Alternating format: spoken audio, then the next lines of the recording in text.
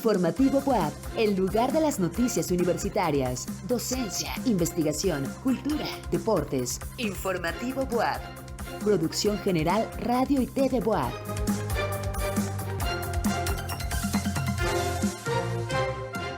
Muy buenas noches, qué gusto saludarlos en este jueves 24 de enero. Soy Tan Fonseca y los invito para que juntos hagamos un recorrido por la información más relevante de la Benemérita Universidad Autónoma de Puebla. Y antes de entrar de lleno con la información, los invitamos para que nos sigan a través de las diferentes plataformas @TVWAP en todas las redes sociales, canal 18.1 en televisión abierta y 118 de Megacable. Saludamos también a quienes nos escuchan en las diferentes frecuencias universitarias, Chignahuapan 104.3, Tehuacán 93.9 y Puebla 96.9 FM. Comenzamos. Establecer sinergias significa aprovechar recursos para desarrollar proyectos de gran trascendencia, asegura la rectora María Lilia Cedillo Ramírez. Un nuevo chat basado en inteligencia artificial se ha vuelto la sensación entre los internautas. Un investigador de la UAP nos comenta del tema. Presentan libros sobre pandemia por COVID-19 y los medios digitales. Entregan material y equipo deportivo a los entrenadores y atletas universitarios. ¿Quieres saber más? Quédate con nosotros en Informativo UAP. La rectora María Lilia Cedillo Ramírez presidió el segundo informe de labores de la directora de la Facultad de Ingeniería Química, María Guadalupe Tita Vázquez Espinosa de los Monteros. Elizabeth Juárez nos presenta la información. Establecer sinergias entre unidades académicas significa aprovechar los recursos humanos y materiales para desarrollar proyectos de gran envergadura y trascendencia, pues se trabaja para la mejora educativa y en beneficio de los estudiantes, afirmó la rectora María Lilia Cedillo Ramírez. Tras escuchar el segundo informe de labores de la directora de la Facultad de Ingeniería Química, María Guadalupe Tita Vázquez Espinosa de los Monteros, expresó que este es muestra clara del trabajo en equipo, crecimiento y consolidación académica, así como en investigación y en infraestructura. Cada vez que los veo, ustedes son una muestra clara de que se puede hacer un gran equipo de trabajo. Yo estoy muy orgullosa de ese trabajo que están haciendo, de que han encauzado la labor hacia el beneficio de la comunidad universitaria en general. ¿Qué puedo decir de un informe tan completo, tan lleno de logros y de satisfacción para una facultad de ingeniería química a la que todos hemos visto crecer a lo largo del tiempo? La rectora de la UAP reconoció el esfuerzo de los académicos, uno de ellos, Crescencio Octavio Olivares Schommel, que por primera vez fue reconocido con el nivel 3 en el Sistema Nacional de Investigadores. Además, un investigador ascendió al nivel 2 de este sistema. Para Informativo UAP, Elizabeth Juárez. Les recordamos que la Coordinación General de Desarrollo Sustentable y la Facultad de Arquitectura invitan al recorrido Caminando por Ciudad Universitaria en celebración por el 54 aniversario de la entrega de este campus, donde conocerá su historia a través de su arquitectura. La salida es mañana 25 de enero a las 16 horas. No hay costo y es para todo el público. Regístrate en cordarquitectura.fabuap@correo.wap.mx. Hoy se celebra el Día de la Educación, fecha proclamada por la Organización de las Naciones Unidas para enfatizar la importancia de la educación para el desarrollo humano. Y nuestra compañera Mara Pérez nos tiene más información sobre este día. El derecho a la educación es fundamental para superar las barreras de la pobreza, la desigualdad y la marginación humana. Martin Luther King solía decir que la función de la educación es enseñar a pensar intensamente y con criterio. Este 24 de enero se conmemora el Día Internacional de la Educación, bajo el lema Invertir en las personas, priorizar en la educación. La proclamación de este día fue propuesto por la Asamblea General de las Naciones Unidas, con el fin de mostrar la importancia que tiene la educación para el desarrollo de las sociedades. Según cifras de la UNESCO, actualmente 244 millones de personas que pertenecen al sector infantil y juvenil no cuentan con una escolarización, y 771 millones de personas adultas no saben leer ni escribir. En este año, el Centro del Día Internacional de la Educación se ha dedicado a las mujeres y niñas afganas, quienes desde el 2021 han sido privadas por el gobierno del Talibán de su educación secundaria, preparatoria y universitaria. A través de un evento llevado a cabo en Nueva York, se reforzará el compromiso mundial a favor de la educación, y así también se pretende resaltar la crisis de educación en Afganistán. De acuerdo con el Censo de Población y Vivienda del 2021, en nuestro país existe una tasa de analfabetismo del 4.7%, lo que significa que más de 4 millones de personas no cuentan con estudios de educación básica. Te dejamos la siguiente frase para que puedas reflexionar un poco más sobre el tema. Dime y lo olvido, enséñame y lo recuerdo, involúcrame y aprendo. Para Informativo BUAP, Mara Jimena Pérez. El Centro Universitario de Investigación, Docencia y Acción Climática en Territorio del CUPREDER y el Centro de Investigación en Biodiversidad, Alimentación y Cambio Climático del Instituto de Ciencias invitan a cursar la especialidad en Gestión del Riesgo y Manejo de Desastres, un programa que busca formar especialistas capaces de identificar las condiciones de vulnerabilidad social y ambiental. Mayores informes de la convocatoria en cupreder.buap.mx y en icuap.buap.mx. Un nuevo chat basado en inteligencia artificial se ha vuelto la sensación entre los internautas, quienes pueden platicar con ese sistema como si fuera otra persona. Nuestro compañero José Tlachi entrevistó a un experto de la Facultad de Computación sobre este tema y aquí les presentamos la nota. El tema de la inteligencia artificial no es nuevo para nosotros, sin embargo, cada día surgen nuevos avances en esta área, y aquí les mostramos uno de ellos. ChatGPT es un chatbot de inteligencia artificial desarrollado por la compañía OpenAI, en el que un usuario puede mantener conversaciones de cualquier tema con este sistema. Pues ese chat se entrena con información que tú puedes leer cotidianamente.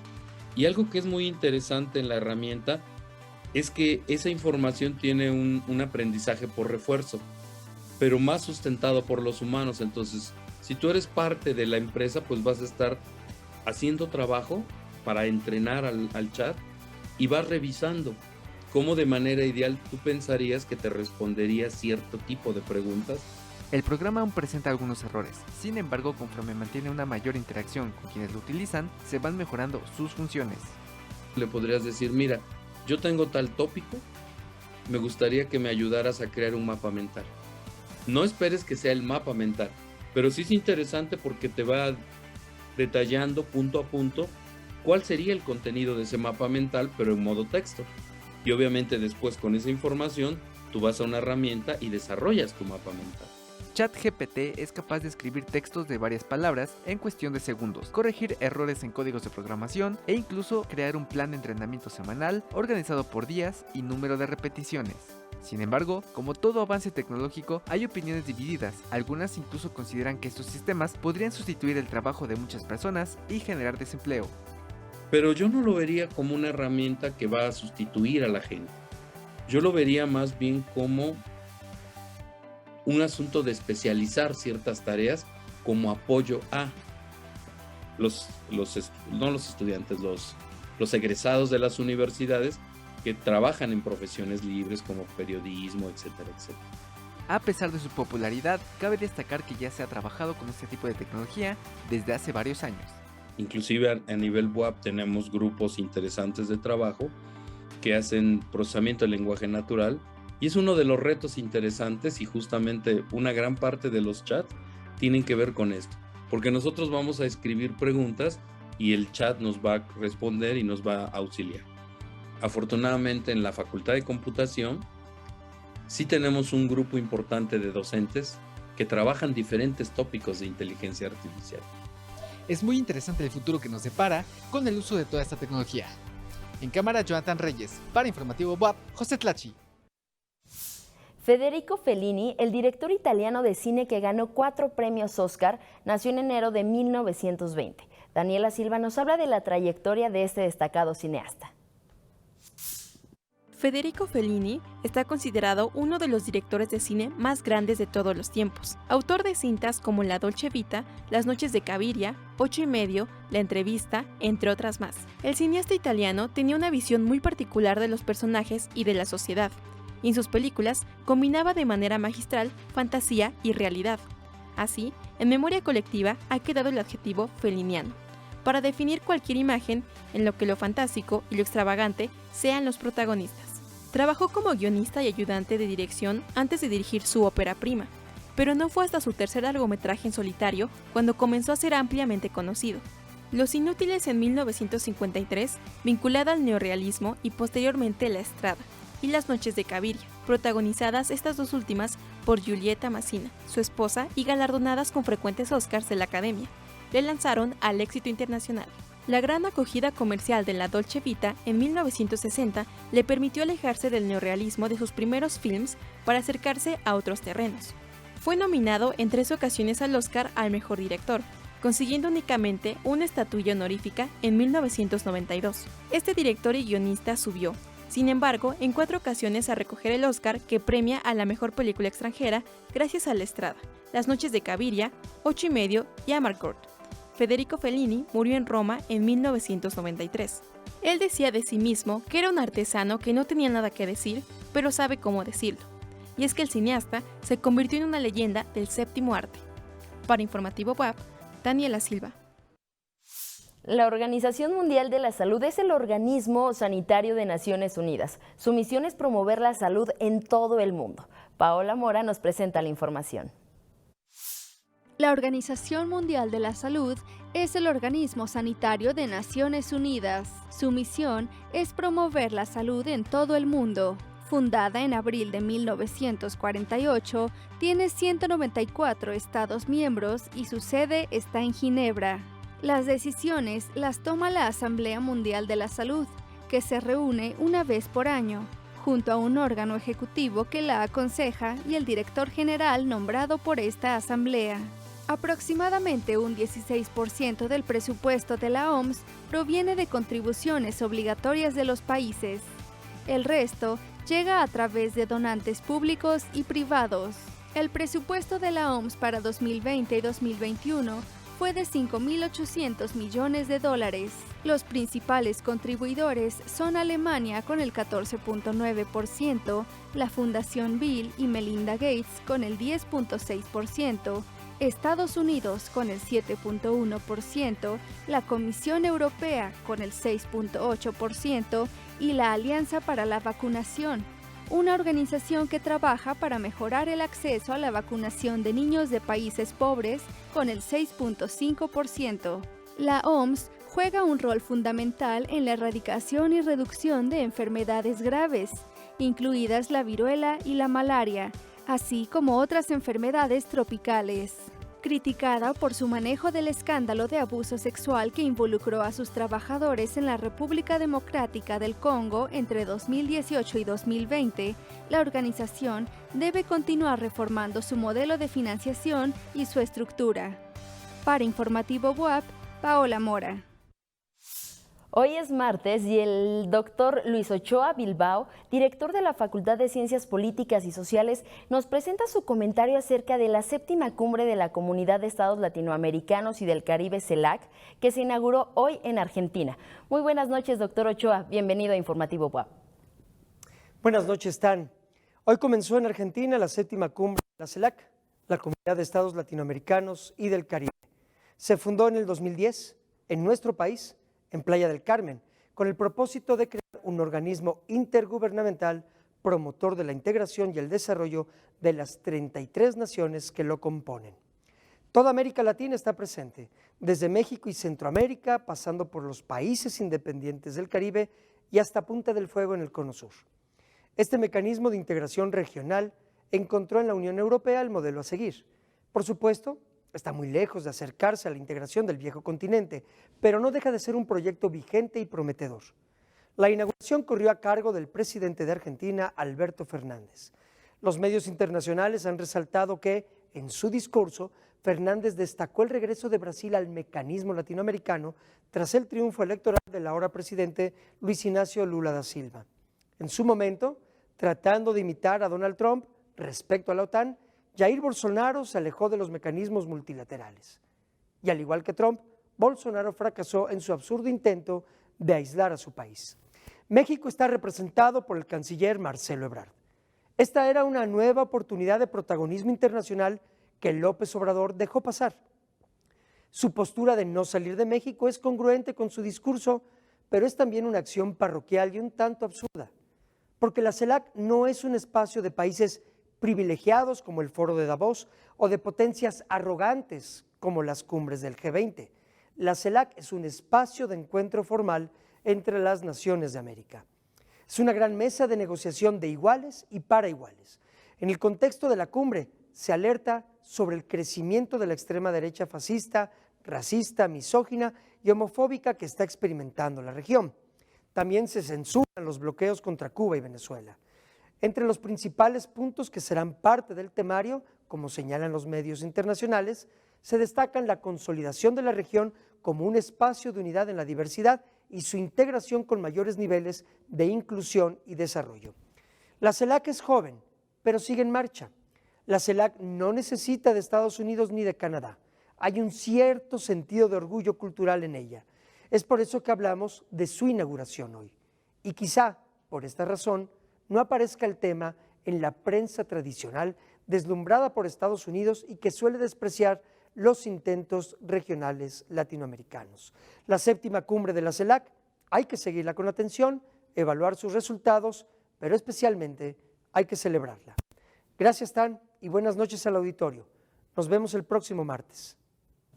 Gracias, doctor Ochoa. Lo esperamos la próxima semana en este espacio informativo. En Venezuela, cientos de trabajadores públicos y privados marcharon exigiendo mejores salarios. Esta y más notas en nuestra sección internacional.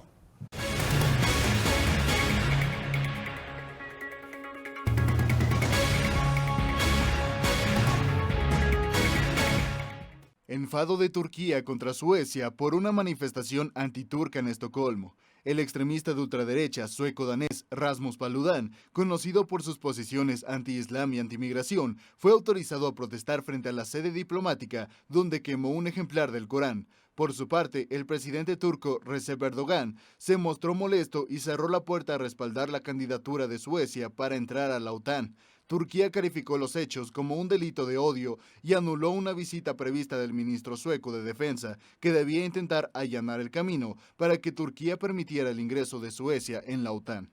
Cientos de trabajadores públicos y privados marcharon en Caracas, Venezuela, exigiendo mejores salarios, saliendo de la Universidad Nacional de Venezuela, uno de los puntos más importantes del país, hasta llegar al centro de la capital. El presidente Nicolás Maduro también convocó una marcha para exigir fin a las sanciones impuestas por Estados Unidos, las cuales el presidente acusa de las crisis que pasa en el país. El mandatario dijo apoyar la idea de Argentina y Brasil para crear una moneda común en América Latina y el Caribe. Alemania animó a sus socios a entrenar a soldados ucranianos en el manejo de tanques Leopard para hacer frente a la invasión rusa. Para que los países de la OTAN entreguen estas armas a Ucrania, requieren la autorización de Berlín, la cual sigue pendiente. Rusia aseguró que la entrega de los tanques a Ucrania no traerá nada bueno para el futuro de su relación con Alemania.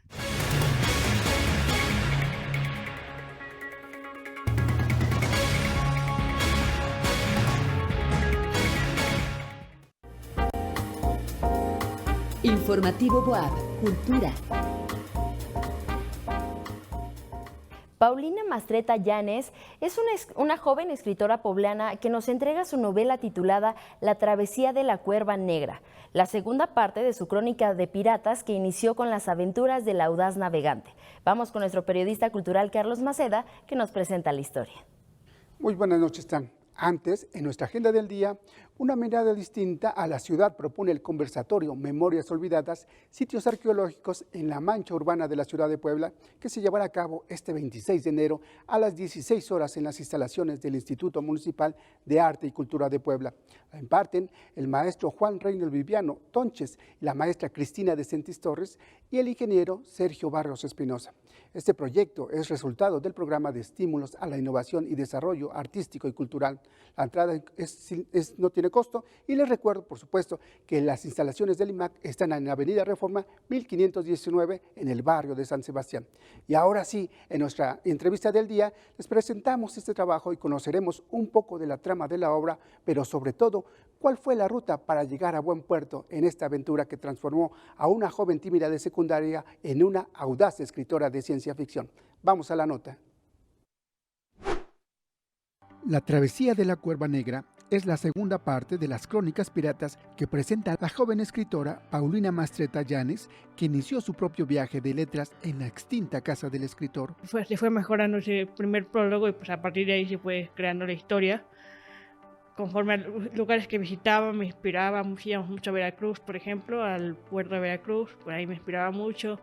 Dentro de los escenarios que narra su libro, recuerda una al centro de la selva, la cual evoca un viaje con su hermana mayor, que es bióloga. Y ahí pues fuimos a la selva y tuve experiencia en la selva y pues hay un capítulo dedicado a todo, bueno, no un capítulo, muchos capítulos dedicados a una parte de la selva de México, ¿no? Y en esta segunda saga, la autora, en su escritura personal, transforma lugares que visitó en México o fuera de él, como las Islas Galápagos, en lugares ficticios que el lector descubrirá en esta novela de aventuras. Y bueno, también hay otras cosas como leyendas como la Atlántida y un montón de historias del mar que he leído a lo largo de mi vida. Las lecturas que escuchó de niña y el poder que encontró en la escritura en pequeños trozos de papel para comunicarse mejor, la llevó a estudiar literatura en la UAP. Y pues conocí un montón de autores nuevos, ¿no? Y ya que conocía la idea de la Odisea, Las Mil y Una Noches y un montón de otros autores de diferentes. Y llegó a mí a Lope de Vega, y yo nunca pensé que Lope de Vega tenía una historia de piratas también, que se llama La Dragontea de Lope de Vega. Es una historia sobre Francis Drake, uno de los piratas más famosos, que atacó a España varias veces y también atacó a América. Los tiempos fueron buenos y permitieron navegar y trazar la ruta de lo que sería su tesis titulada La representación de los piratas en la literatura de Lope de Vega. Pero yo dije, bueno, ¿qué es escrito de piratas a nivel de ficción? Y pues ahí encontré un montón de cosas, ahí no. En este mar de aventuras, Paulina comenta que, aunque no se reconoce en ninguno de los personajes de su obra, sí se plasman personas que la han acompañado a lo largo de su vida. No puedo decir que sí que me parezco a un personaje, pero sí hay un montón de personajes que he visto a lo largo de mi vida, también tanto ficticios como reales, porque estoy diciendo que cada uno sí tiene un lado de mí, ¿no? Hay un, por ejemplo, que no le gustó mucho despertarse temprano, ¿no? O sea, y otro personaje que no le gusta comer tal cosa, o sea, sí va a tener un poquito, pero no, 100% no.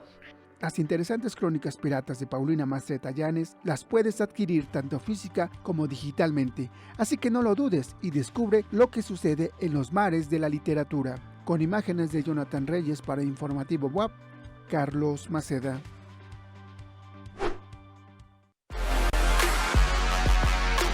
Informativo WAP, Deportes. Y este martes, en nuestra sección deportiva, el coach Moro nos presenta la información sobre la entrega que realizó la rectora María Lilia Cedillo Ramírez a entrenadores y atletas universitarios. Adelante, coach, vamos contigo. Buenas y deportivas noches, Tan. Para comenzar, en nuestra agenda deportiva se hace extensiva la invitación a todas las instituciones, clubes, equipos o colegios a participar en la Liga de Fútbol Asociación. Asiste mañana a las 19 horas a la junta previa en la Arena BUAP y no te pierdas la oportunidad de conocer a los campos de CU y jugar en el Estadio Universitario. Más información en el teléfono 22 26 62 47 76 con el licenciado de Cultura Física Mario Alberto Martínez Sánchez. Ahora vamos con la nota sobre la entrega en la Arena BUAP que benefició a más de 500 atletas. La información la presenta Daniela Silva.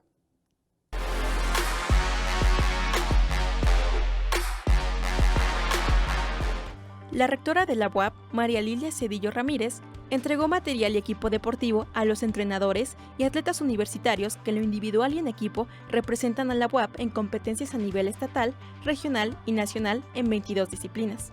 Con esto se beneficia a más de 500 jóvenes.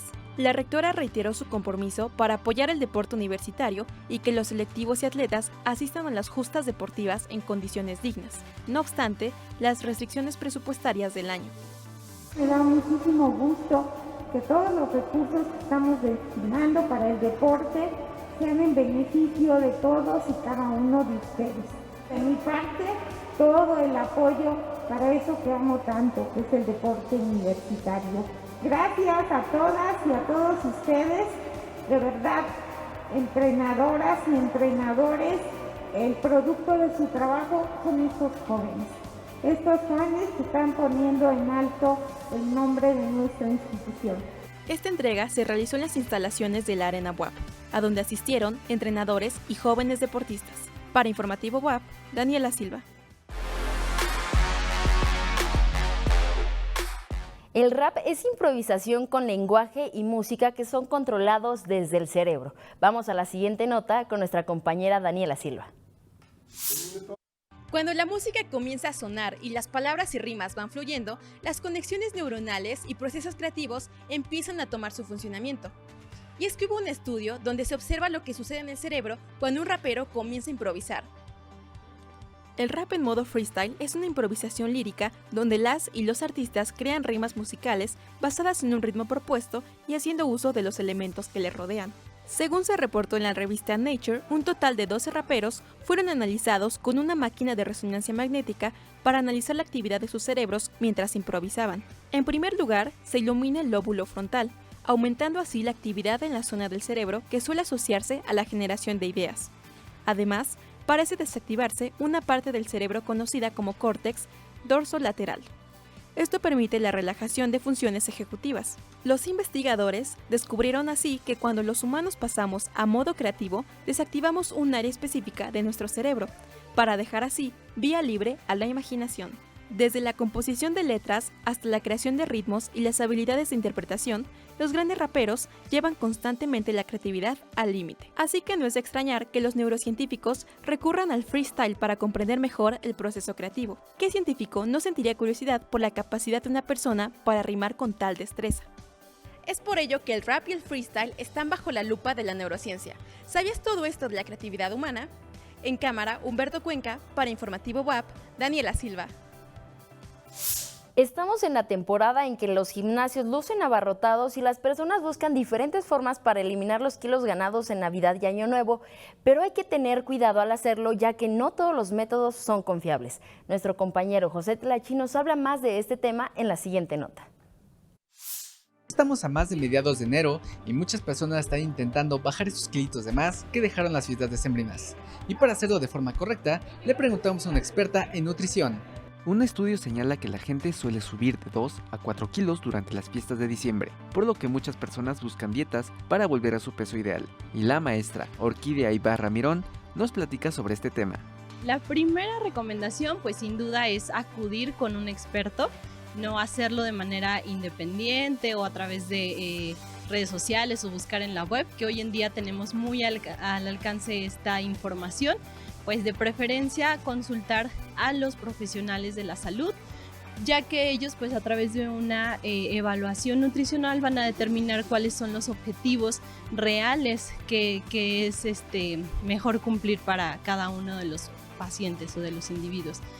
La experta también comentó que más allá de un propósito de Año Nuevo, se deben generar hábitos saludables permanentes que contribuyan a un bienestar en general. Un 90% de los alimentos que contribuyen a la ganancia de peso son alimentos industrializados por sus altas cantidades de azúcares y altas cantidades de grasa. Entonces, idealmente son los que en primera instancia deberíamos eliminar de nuestra alimentación, sobre todo porque además no nos ofrecen algún otro beneficio real a nuestra salud, sino únicamente calorías. Si bien el cambio de hábitos alimenticios puede no ser sencillo, es algo imprescindible que debe realizarse de forma paulatina. No será muy radical de un día para otro, pero de manera progresiva. Integrar más frutas y verduras en nuestra alimentación, incorporar mayor cantidad de agua, por ejemplo, evitar los refrescos, quizá desplazarlos, su consumo muy eventualmente, y estos cambios verdaderamente tendrán un impacto real a nuestra salud, más allá que solo el propósito de Año Nuevo, porque muchas veces este propósito de Año Nuevo permanece unos 3-4 meses y se va.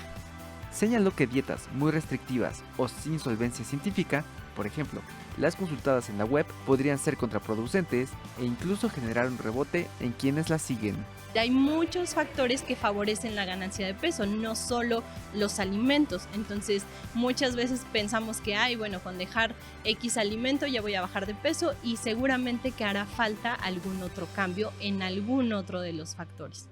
Asimismo, comentó que un soporte psicológico también es de mucha ayuda, sobre todo en casos en los que se genere ansiedad debido a este cambio de hábitos, por ejemplo, al no comer los mismos alimentos o porciones que antes se hacía. todos los organismos son diferentes, entonces muchas veces de ahí que las personas abandonan los tratamientos porque esperan que así a lo mejor a mi vecina le tomó ese tiempo, a mí lo mismo, y no es así. Entonces no solo se trata de la dieta que voy a llevar, sino a lo mejor esa ganancia de peso lo está generando un aspecto en el descanso, por ejemplo, en el estrés, en mi rutina del día a día, los horarios que dispongo para la alimentación, todo eso tiene que ver. Lo importante es fijarse metas alcanzables y ser disciplinados en el proceso, así como seguir al pie de la letra las indicaciones de las y los nutriólogos. Es importante cuidar nuestra salud y tener buenos hábitos alimenticios, no solamente en esta temporada, sino a lo largo del año. En cámara, Jonathan Reyes. Para Informativo WAP, José Tlachi. Es así como llegamos al final de este espacio informativo WAP. Gracias a todo el equipo de noticias y producción. Yo soy Tan Fonseca y recuerden, todos somos lobos. Informativo WAP, el lugar de las noticias universitarias, docencia, investigación, cultura, deportes. Informativo WAP. Producción General Radio y TV WAP.